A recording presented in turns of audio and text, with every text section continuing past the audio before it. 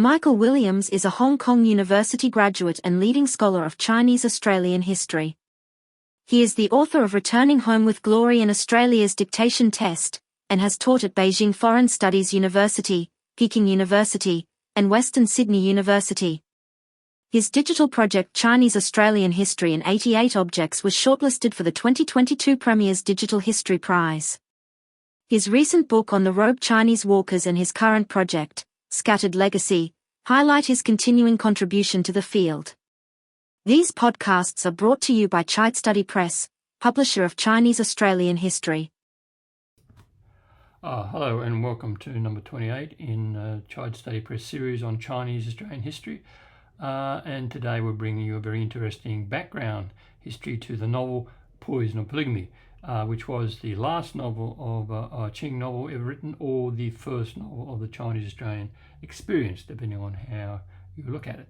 The How Bots, as usual, do a very good job explaining exactly where this novel comes from and some of the details, so I won't tell you much. I'll just mention that they do consistently mispronounce the name of my co-author of this background. Mei Fan Guo is the name you're looking for, so Guo rather than Ku, as they continually pronounce it.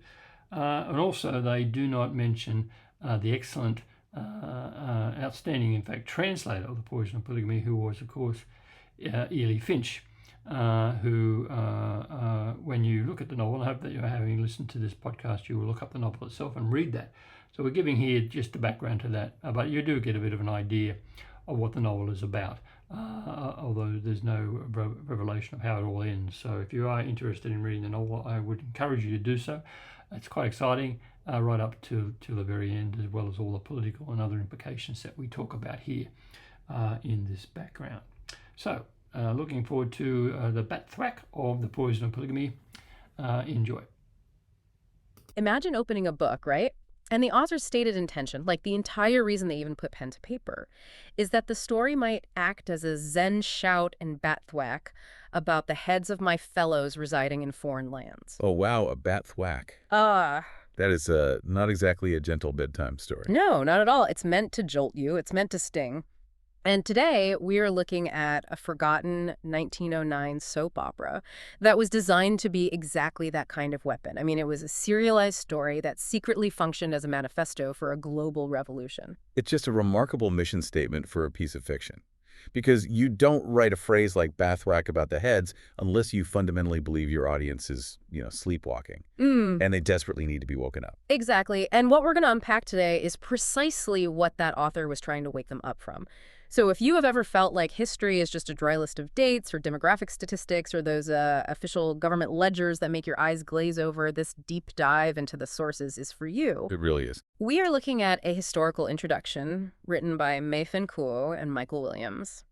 And they are introducing a newly translated, serialized story from 1909 called The Poison of Polygamy. Yeah, written by Wang Xiping. Right.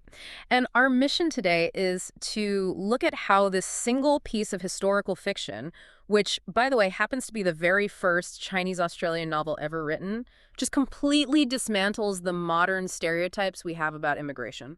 It is an incredibly rich foundation to build from. Kuo and Williams provide this deeply narrative yet rigorous academic context.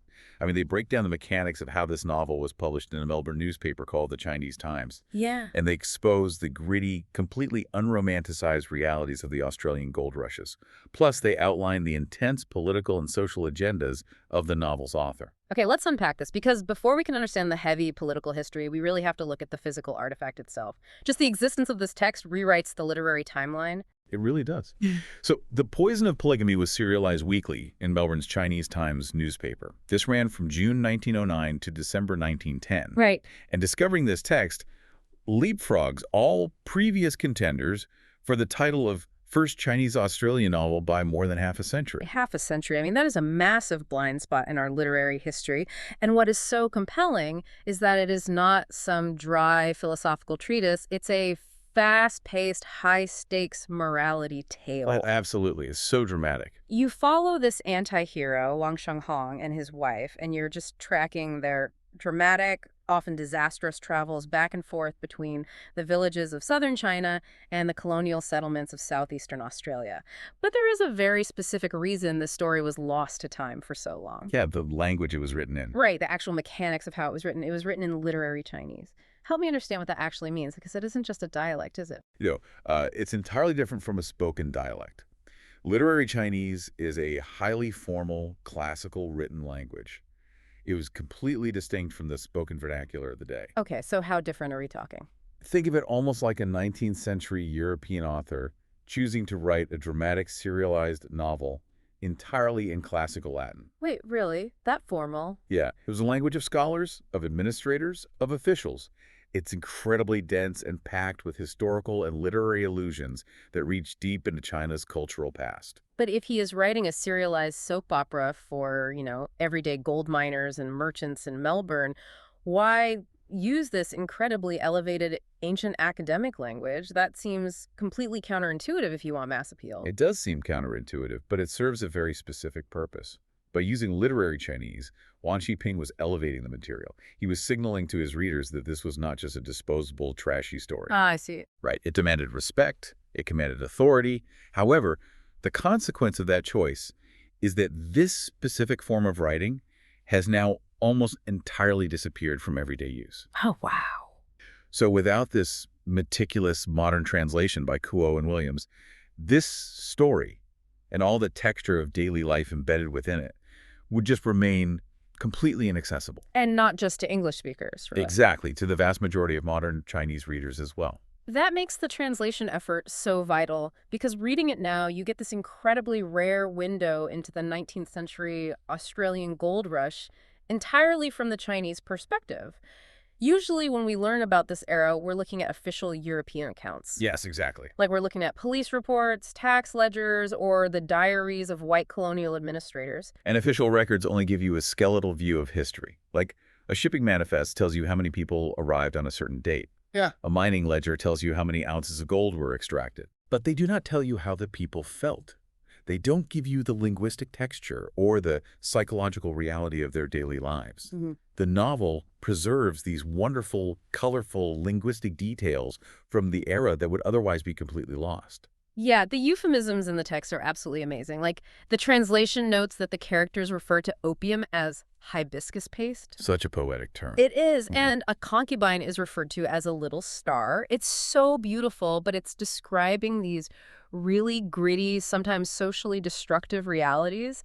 But the detail that really stopped me in my tracks, because it is just so hyper-specific and grounded in physical reality, is the preparation for the ocean voyage. Oh, the sick pan. Yes. Before boarding the ship for the long journey across the Pacific, the novel notes the absolute non-negotiable necessity of buying a sick pan. It immediately strips away any romanticized notions of 19th century sea travel, doesn't it? Totally. You are not standing at the bow of the ship looking nobly toward the horizon. You are crammed into the steerage of a massive vessel crossing the ocean for weeks on end. Yeah. The water is rough, the conditions are cramped and unsanitary, and the sick pan is quite literally the most crucial piece of luggage you own. It just grounds the migration experience in visceral human reality. It totally does. Yeah. But looking at all these gritty details, it really makes me think about Wang Xiping's ultimate intent. To me, the structure of this novel feels like slipping vegetables into a kid's macaroni and cheese. That's a great analogy. Right, because on the surface, the readers think they're just getting this trashy, dramatic cereal to keep them entertained on a Sunday afternoon. They want to see what terrible decision Wang Shenghong makes next. Yeah, exactly. But underneath the melodrama, Wang Xiping is smuggling in these massive educational, moral, and political payloads, which raises a huge question for me regarding the timeline. Okay, what's that? Well, Wang Xiping is writing this in Melbourne in 1909, but the story he is telling begins way back in the 1850s during the absolute peak of the gold rush. So how much of this narrative is accurate historical memory, and how much is just him inventing dramatic fiction to serve his political goals? That is the eternal tightrope of historical fiction. Kua and Williams note that Wang claimed the story was based on what he called vaguely lingering memory. Vaguely lingering memory. Okay. But he wasn't just pulling these memories out of thin air. He was heavily mining his own family history, and he was living within a Chinese community in Melbourne that still had many elder statesmen. Like the guys who actually lived through it? Precisely. These were men who had arrived in Victoria from the sea-up districts of southern China during those chaotic gold rushes of the 1850s and 1860s. He was surrounded by the veterans of this era. So he is basically conducting informal oral history. He's interviewing the men who lived through it, taking their lived experiences of pursuing what they called the Gold Mountain, and weaving those realities into his protagonist's journey. Exactly. And analyzing that historical migration, the actual physical pursuit of the Gold Mountain, is where this text really begins to dismantle some of the most persistent and pervasive modern assumptions about early Chinese immigration. Let's get into the mechanics of that, because the sheer scale of this movement is staggering. According to the research, between 1847 and 1882, an estimated 2 to 3 million Chinese people crossed the seas. A massive number. Yeah, they were heading to Southeast Asia, the Americas, and Oceania. It was one of the most significant global diasporas of the 19th century. And if we zoom in specifically on Victoria, Australia, the Chinese arrivals peaked at around 40,000 in major goldfield districts like Bendigo and Ballarat. 40,000, wow. Now, Wang Xiping, exercising his artistic license in the novel, inflates that number to over 100,000 for dramatic effect. But even the historical reality of 40,000 people is a profoundly significant demographic shift for a remote colonial outpost in the 1850s. Let's talk about the mechanics of how they actually got there, because this is one of the biggest historical myths that this text absolutely demolishes. There is this incredibly persistent older historical narrative that Chinese migrants of this era were unfree laborers. Right, the coolie myth. Yeah, they're often referred to in older texts by that derogatory term, coolies. And the assumption has always been that they were essentially tricked, coerced, or forced into indentured servitude by malicious syndicates. Yes, and the historical introduction explicitly deconstructs that myth.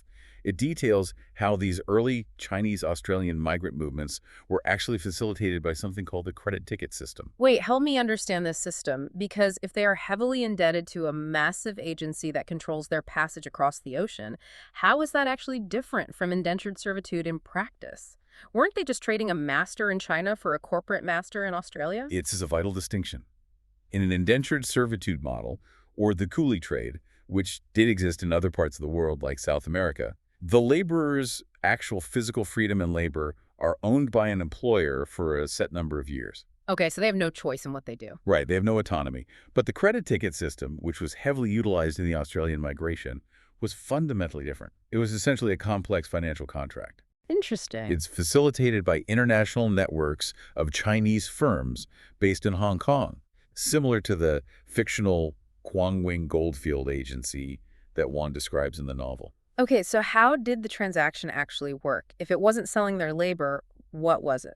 A prospective miner, usually backed by his family or local village connections in southern China, would secure a loan from one of these firms to cover the exorbitant cost of the ship's passage. Okay. So yes, they arrived at Australia carrying a massive burden of debt, but they were free laborers.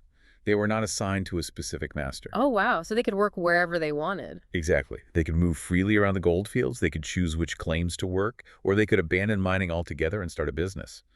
Their only obligation to the firm was the repayment of the financial debt, usually with interest. That completely flips the narrative. It's more like taking out a massive, high-risk venture capital loan to start a business overseas. Yes, a very high-risk one. And your collateral isn't a house. Your collateral is the social and economic standing of your family network back in the village. It requires an incredible amount of agency, calculated risk, and entrepreneurial spirit. It totally destroys the image of the passive, victimized laborer. Absolutely. And speaking of the way we frame these miners, let's look at the phrase Gold Mountain. You see this phrase in almost every piece of literature or history regarding the Chinese diaspora in the 19th century. You do. Yeah. And the text offers a brilliant linguistic analysis of it. Gold Mountain is actually a fanciful Pidgin English calque. A calque. Yeah, a calque is a word-for-word translation from one language to another that creates a new phrase. Over time, it took on a life of its own in Western historical writing. Here's where it gets really interesting. Kuo and Williams argue that our modern reliance on this highly exoticized phrase actually perpetuates a subtle form of historical othering. Precisely. Because if you look at how traditional histories are written, European diggers are described pragmatically. They simply went to the gold fields to mine for quartz and alluvial dust. It is framed as a logical economic decision. Right. But when Chinese diggers are described, The narrative shifts. They are supposedly seeking out some mystical, exotic gold mountain. Ah, I see. It subtly frames their motivations as fundamentally different, driven by mythological allure rather than rational economics. What the novel and the historical context show us is that this is nonsense. Yeah, they were all there for the exact same reason. Economic mobility. They were pragmatic businessmen engaging in a highly speculative global industry. Exactly. And what proves that pragmatism is that they didn't just stubbornly stay in mining when the gold started to dry up. That is another stereotype that gets completely dismantled. The source explains how fluid and adaptable these men were. Very adaptable. When the alluvial gold became scarce, they transitioned into urban businessmen. They set up shop as furniture makers in Melbourne. They became storekeepers supplying the miners. They became massive tobacco farmers. They evolved into a prosperous, sophisticated, and economically diverse community.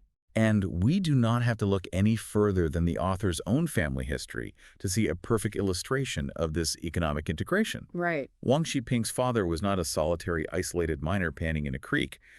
According to the records, he was the manager and the second-largest shareholder of a massive, large-scale industrial operation called the Woolhop Canton Quartz Mining Company. Wow. And the most striking detail about this corporation is that it employed both Chinese and European labor.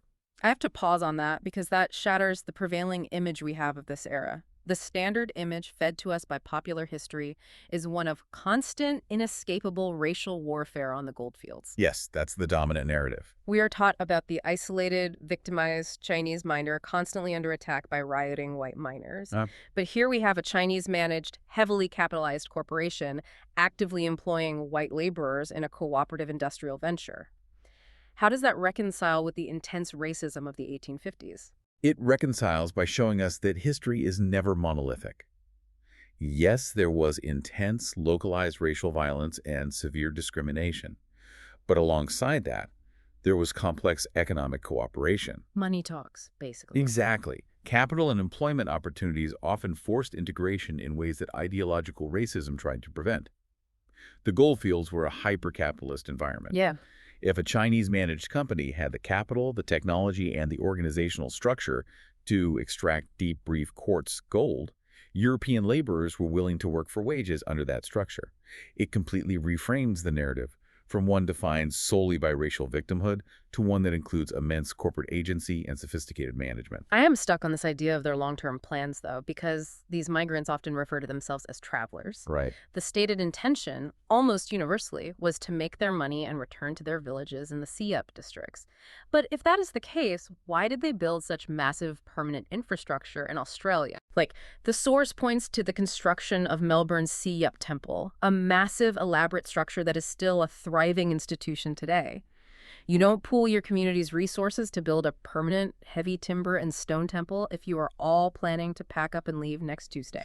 That tension points to the gradual, often unplanned evolution of the diaspora. As Wang Xiping notes in the text, tastes are many and varied. Okay. The initial economic plan for almost everyone was a temporary sojourn. But as years turned into decades, as businesses expanded, and as the political situation back in China remained unstable, many simply stayed on. Makes sense. The psychological shift from a transient miner to a settled urban community happened slowly. But before they could even contemplate building a temple or starting a furniture business, they had to earn the right to stay. Yeah. They had to survive the initial, brutally physical journey into the Australian interior. And that journey was so traumatic that it was heavily mythologized by the community itself. Which brings us to a really dark, fascinating part of the historical introduction. How a community metabolizes and remembers its own trauma. Let's look at the mechanics of what happened in 1855. Right.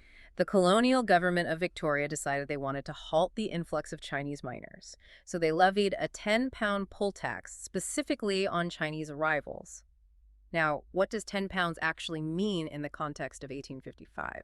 It was an exorbitant punitive sum. Yeah. I mean, for a laborer who had already taken on massive debt just to secure a credit ticket passage, an additional 10 pounds upon arrival was essentially an insurmountable financial wall. Wow. It was explicitly designed as a legislative weapon to stop Chinese immigration dead in its tracks. But the migrants didn't just turn their ships around and go home. They found a logistical loophole. If the tax was only being levied by the colony of Victoria, the ships just changed their destination. Yep. They sailed further west and dropped anchor in the neighboring colony of South Australia, specifically at a place called Robe in Gishan Bay.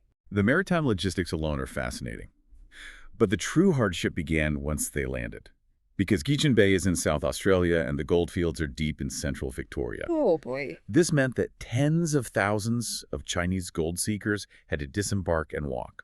They had to walk hundreds of miles over land, navigating the harsh, arid, and completely alien Australian bush just to reach the diggings and avoid the tax collectors at the Victorian ports. Hundreds of miles carrying their gear in an environment that looks and feels absolutely nothing like the lush river-laced districts of southern China. No, completely different. And the Poison of Polygamy leans heavily into the cultural memory of this event. In fact, Wang Xiping breaks entirely out of his prose format.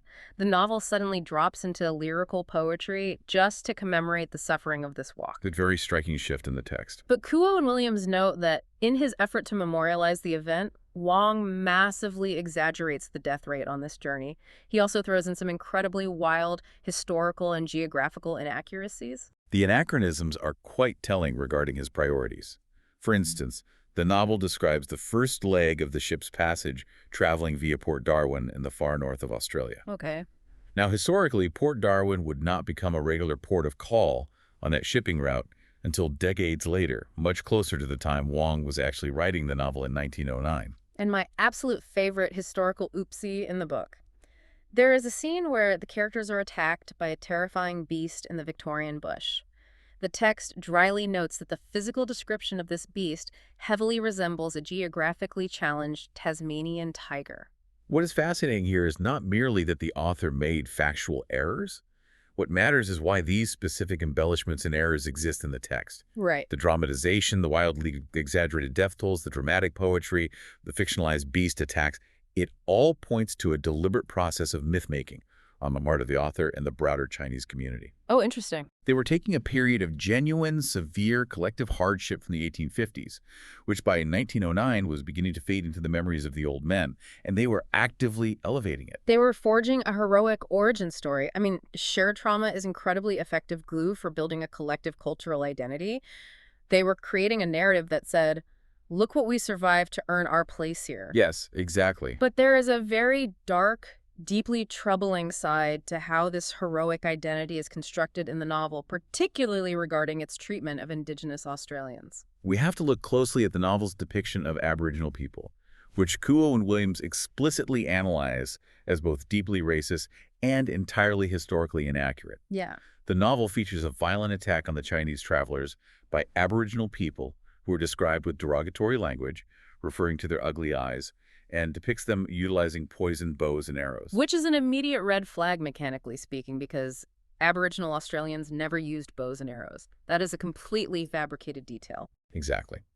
And Kuo and Williams explain the mechanics of where this racist depiction comes from.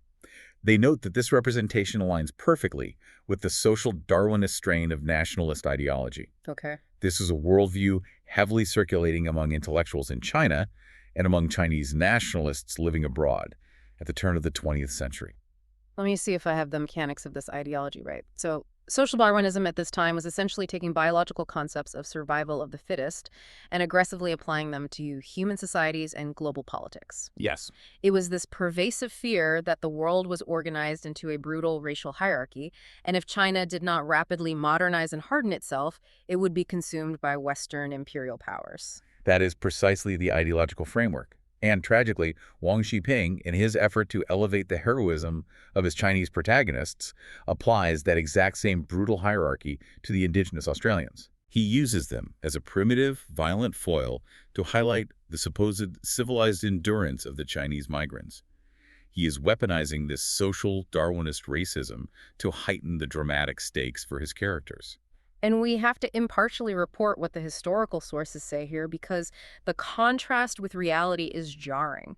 Koo and Williams contrast this violent fictional fantasy in the novel with the actual historical records of the era.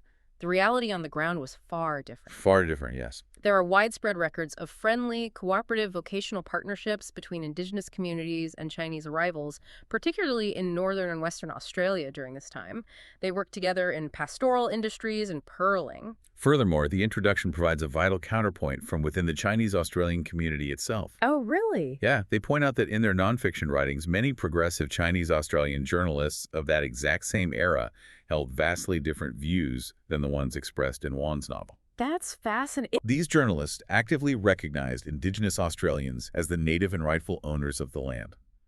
They even went so far as to circulate political tracts, criticizing the violent dispossession of Aboriginal people by the British colonial government. The irony is just staggering when you look at the mechanics of power here.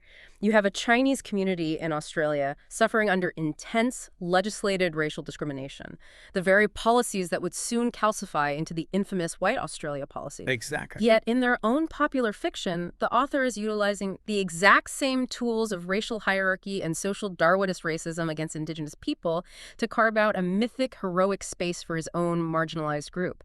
It really forces you to look at how complex and contradictory human ideology can be when a community is trying to establish its identity in a hostile environment. It is a profound contradiction, and it demonstrates the immense value of having a text like The Poison of Polygamy. It does not give us a sanitized, perfect, morally pure version of history. It gives us the messy, flawed, highly ideological realities of what people actually believed and consumed in 1909. But while the men were forging this mythic, rugged, and sometimes violent identity in the Australian bush, the historical introduction reminds us that the other half of this diaspora was experiencing something else entirely. Right, a very different, much quieter, and arguably more enduring kind of trauma back in the villages of southern China. Yes. This shifts the entire focus of the narrative, and honestly, it is arguably the emotional core of the novel. We move from the male geographic journey of crossing oceans and walking across deserts to the stationary, deeply emotional and psychological journey of the women. It's a huge shift. Because the mechanical reality of this diaspora, facilitated by the credit ticket system, was that the women and children almost universally remained behind in the sea-up villages. The novel grounds this reality in the character of Ma, Wang Shengheng's wife. She represents the quintessential left-behind wife. The text utilizes a highly evocative phrase to describe her existence: married widowhood. Married widowhood, that is so bleak. It is. She is legally and socially married, yet she waits, sometimes for up to 6 years at a time, for her husband to return, living her daily life as though she were a widow. And the physical mechanics of her daily life are relentlessly brutal. She's fiercely faithful to her husband, but she is entirely illiterate, which means she is completely reliant on a local scholar or perhaps extended male relatives just to read her remittance letters. Yes, the remittance letters. We need to talk about the mechanics of these remittances because they were the absolute lifeblood of the diaspora. These were the letters sent back from Australia that contained the money necessary for the family's survival. The vulnerability of her position is absolute. When traditional history relies solely on dry, official European ledgers like shipping manifests or gold yields, it almost entirely misses this side of the story. It totally overlooks it. Yeah, it completely overlooks the intense psychological and economic toll placed on these separated families. The novel brings the grueling reality of traditional gender roles in the village into sharp relief. Ma is performing exhausting manual labor to survive. She is collecting heavy firewood by day. She's spinning and weaving by night to generate extra income. And the text notes she's doing all of this while enduring the excruciating physical pain of having bound feet. Because, of course, foot binding was still a prevalent, culturally mandated practice in her social class at that time. Her physical mobility is literally crippled, yet she is forced to do the labor of a farmhand. It's a devastating image. It really is. But let's go back to the mechanics of those remittance letters for a second.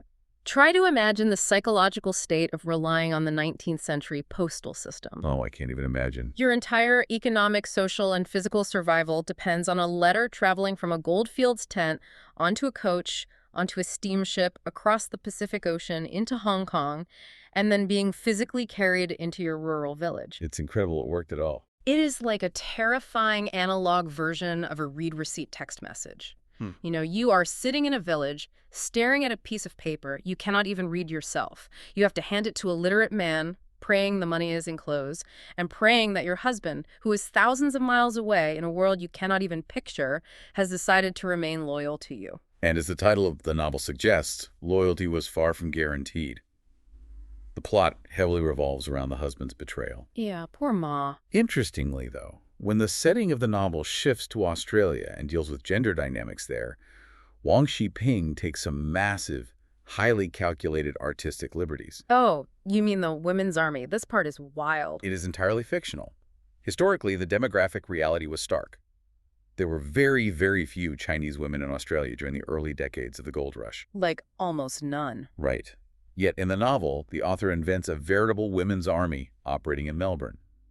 They mobilize to confront the main character, Wang Shonghong, over his immoral behavior. It is clearly a dramatic invention.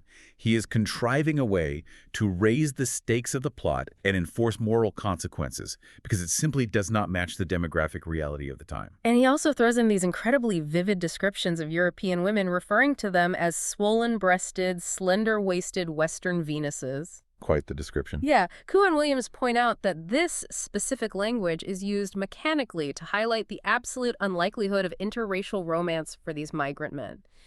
He is building a tightly enclosed dramatic world where the moral universe is entirely Chinese. Yeah. So, looking at these mechanics, inventing a women's army, intensely focusing on the physical suffering of Ma, the left-behind wife. Why do this?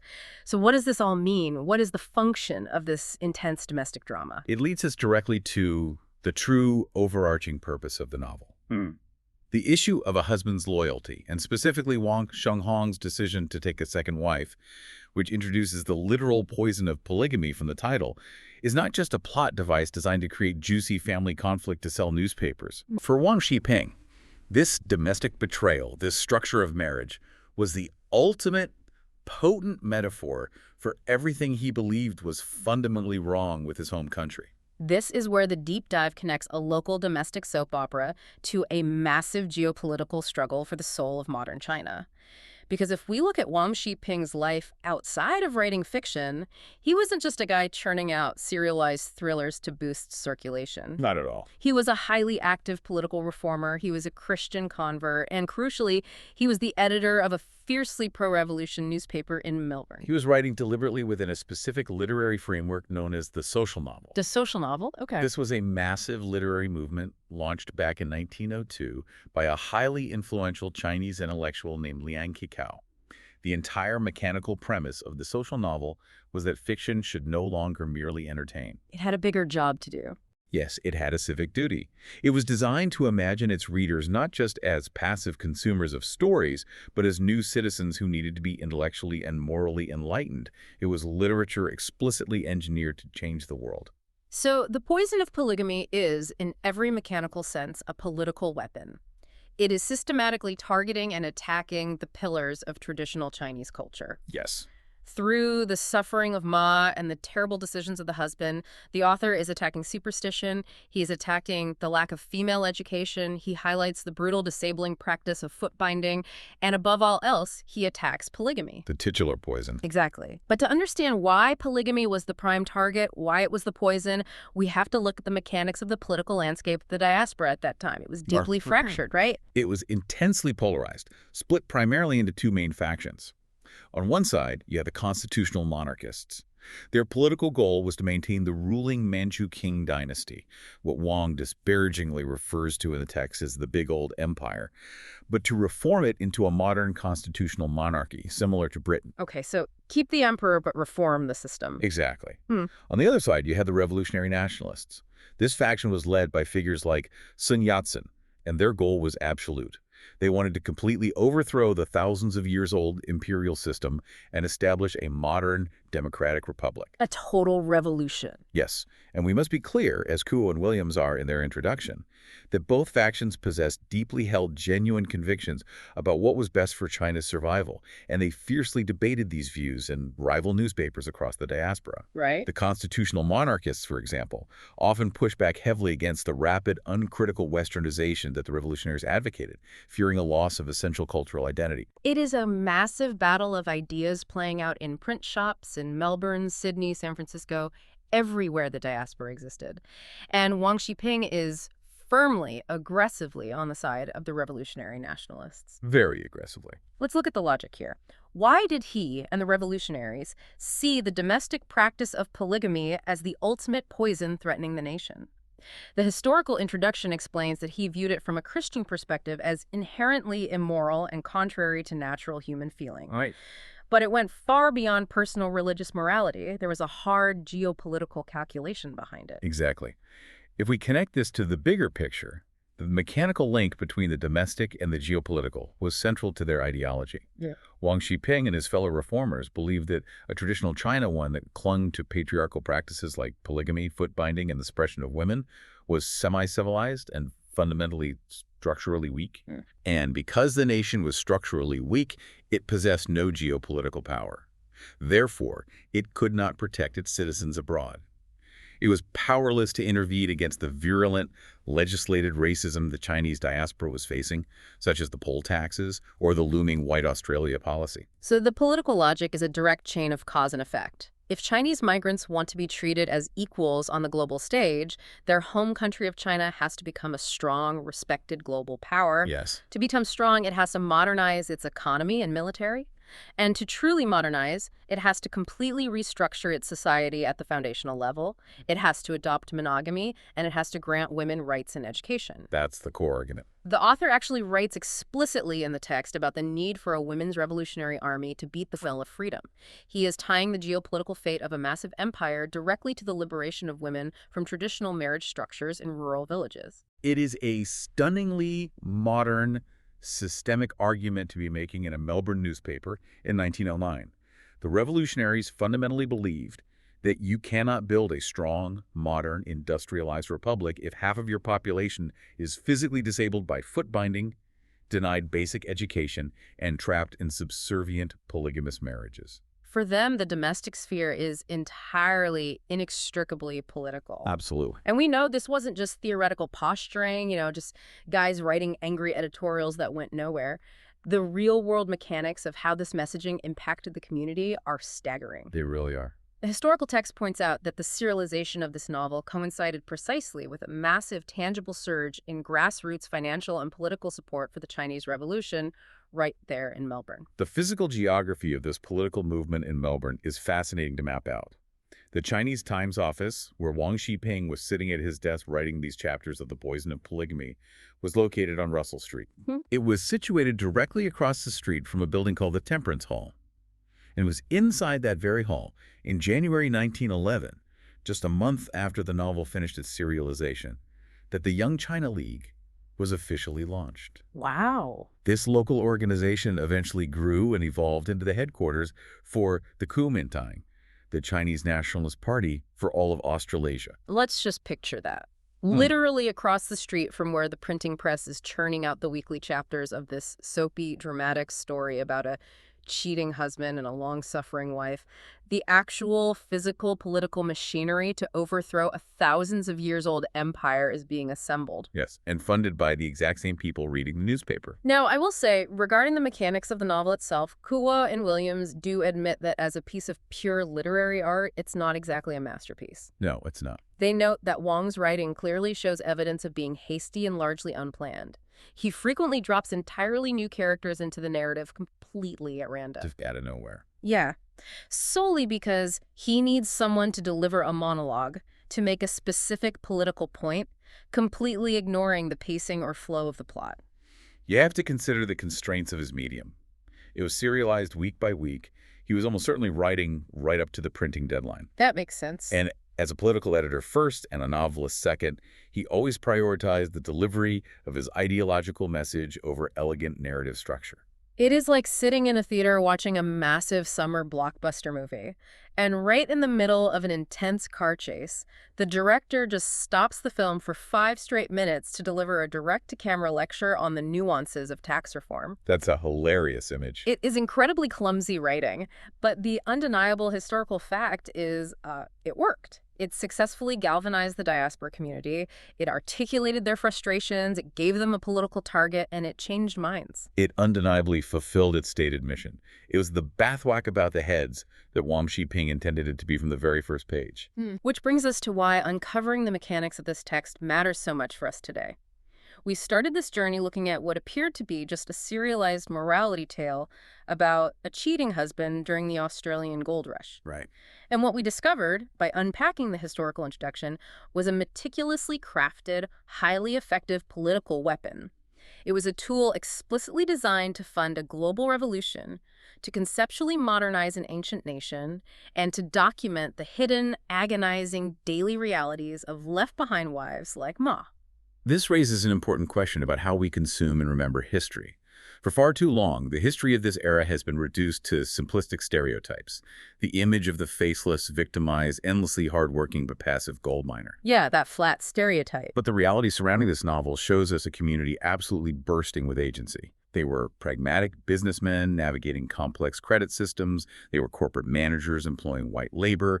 They were sophisticated political agitators. And they were actively, aggressively debating and funding the future of global empires from across the street in Melbourne. It's incredible. When we allow flat stereotypes to replace that incredibly rich, nuanced reality, we lose the actual mechanics of the human story. And to you, listening right now, history is never just what gets recorded in the pristine official government ledgers or the police reports.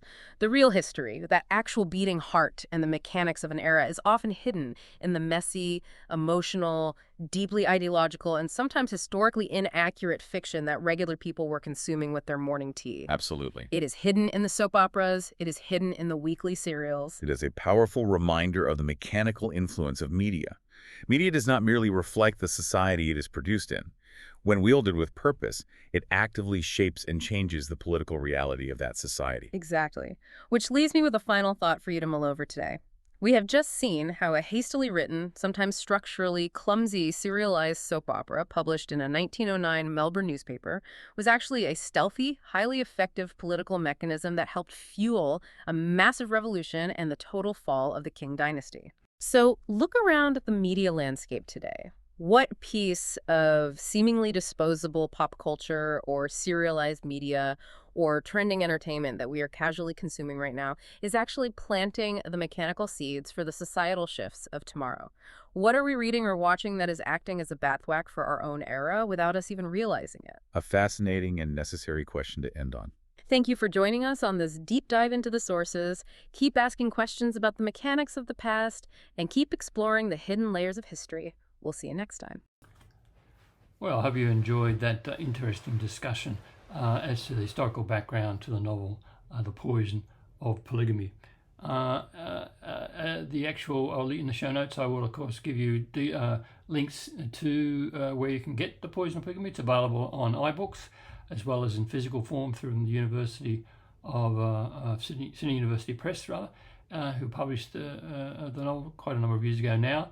But print on demand will still be available, or say I recommend getting it as an ebook from iBooks. It's only, I think, $9.99. The price hasn't gone up since it was published quite a number of years ago. One of the advantages of that kind of publication.